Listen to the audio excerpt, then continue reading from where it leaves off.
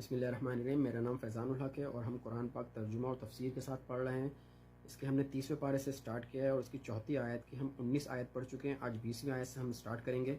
बिस्मिल्लाहिर्रहमानिर्रहीम। ज़ी कुव्वतिन इंदा ज़िल अर्शिल मकीन, जो जिब्राइल बहुत क़ुव्वत वाला है, साहिब अर्श के नज़दीक बुलंद मर्तबा है, यानी वो अल्लाह ताला के ख़ास मुक़र्रबीन में से हैं। मुताइन सम्मा अमीन, जिसकी अतात की जाती है और वो अमानतदार भी है।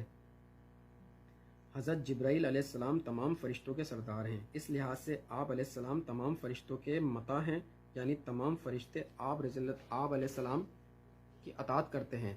और आप अलैहिस्सलाम अमानतदार ऐसे हैं कि अल्लाह ताला का पैगाम जूं का तू अम्बिया और रसूल अलैहिस्सलाम तक पहुँचाते रहे हैं।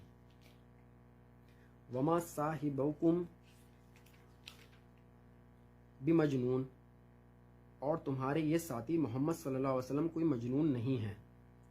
ज़ेर मुताला आयत सूरह नजम की इब्तिदाई आयत के साथ खुसूसी मुनासबत और मुशाहबत रखती है। वहाँ भी इस मज़मून का आगाज़ सितारे की कसम वन नजम से हुआ है, और यहाँ भी इस मौजू पर बात शुरू करने से पहले आयत 15 और 16 में सितारों की कस्में खाई गई हैं। वहाँ साहिबुकुम से बात शुरू होकर हज़रत जिब्राइल अलैहिस्सलाम के ज़िक्र तक आई है, जबकि यहाँ हज़रत जिब्राइल अलैहिस्सलाम का ज़िक्र पहले और साहिबुकुम का बयान बाद में आया है। वहाँ हज़रत जिब्राइल अलैहिस्सलाम का ज़िक्र शदीदुल कुव्वा के लक़ब से हुआ है, जबकि यहाँ इनकी शान में ज़ी कुव्वतिन के अल्फाज आए हैं।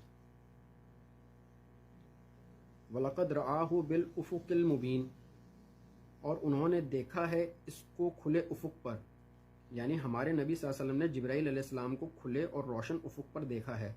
इसमें कोई इश्तिबाह नहीं है। बिल उफ़ुक़िल मुबीन के लिए सूरह नजम में बिल उफ़ुक़िल आला आयत नंबर 7 की तरकीब आई है। वमा हुआ अलल गैबी बिदनीन, और वो गैब के मामले में हरीस या बखील नहीं है। जनीन का तर्जुमा हरीस भी किया गया है और बखील भी। दरअसल बुखल और हिर्स दोनों लाजिम व मलजूम हैं और एक ही मफ़हूम के दो पहलुओं को वाज़े करते हैं। हरीस के मायने में आयत का मफ़हूम ये होगा कि हमारे नबी सल्लल्लाहु अलैहि वसल्लम की पूरी ज़िंदगी तुम लोगों के सामने है।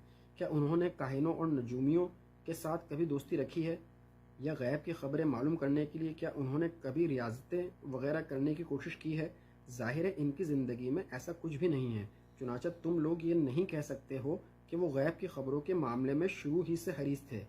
इसी तरह वो इस बारे में बखील भी नहीं हैं, और इस हकीकत के भी तुम खुद गवाह हो। इन्हें गैब की जो खबरें मालूम होती हैं वो तुम लोगों को बताते हैं।